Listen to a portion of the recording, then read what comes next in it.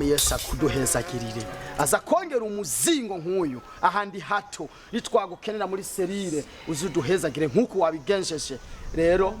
tutarinze turarandira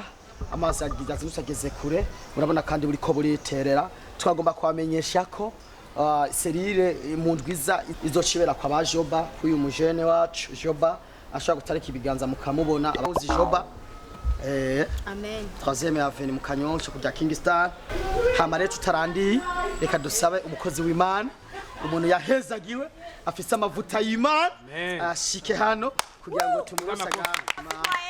Turagushimiye cyane. Mwatugaburira ijambo rikomeye cyane. Mwami Yesu abakuze abakomeze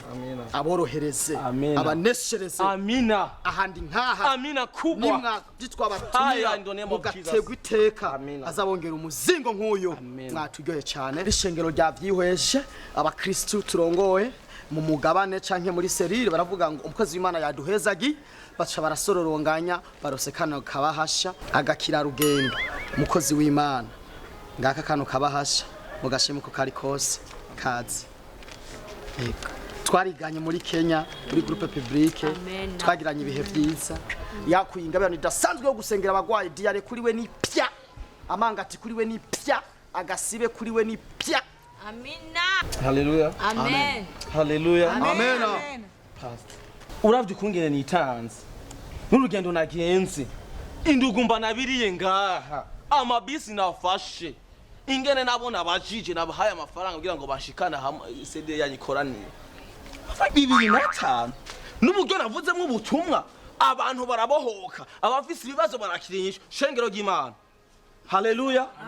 bamwe bako amene ku mutwe ntivyaheze abari bafise ibibazo mbabara mu mitima ntivyaheze mbega kwa muganga urazi igipimo cy'umutima uraza abafise ibibazo vyo kumene ku mutwe amafaranga bari mugabo 2005 na consultation adakwiye je sindikunda tawara rone mwashaka tubahanga yanganiki habaye ahantu hambere mvuze ubutumwa bikagenduka nasize mbwiye umugore agenda tori dendo amafaranga ndayariha tuza kurya inyama none za gushikira ku mihuba naho nyene tagira ibiharage ndayiruma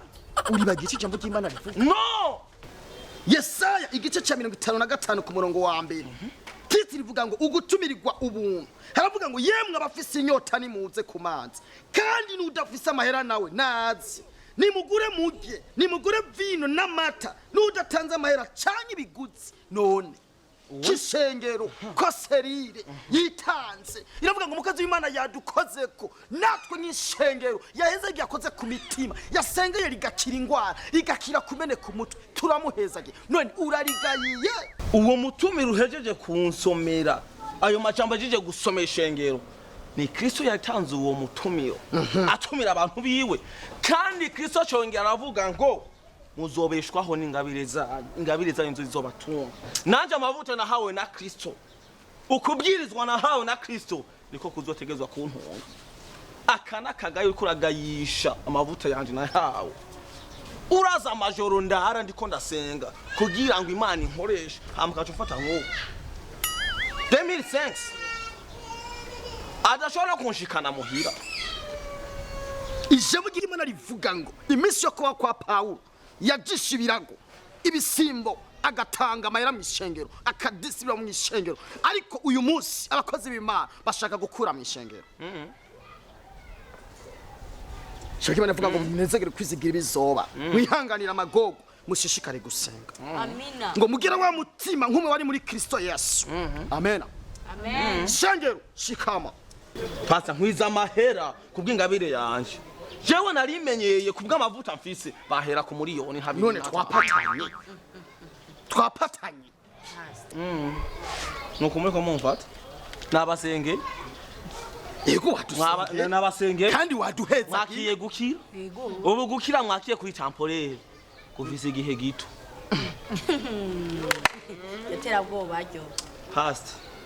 akana kagaye kubera ko arakagaye iyo mpemu yakagaye iri muri wewe itumye yandukira ishengero ryawe canke abo muri no serire yiwawe imitwaro yabo n'amasengesho twabasengeye demisense shima n'uturonse yarakwiye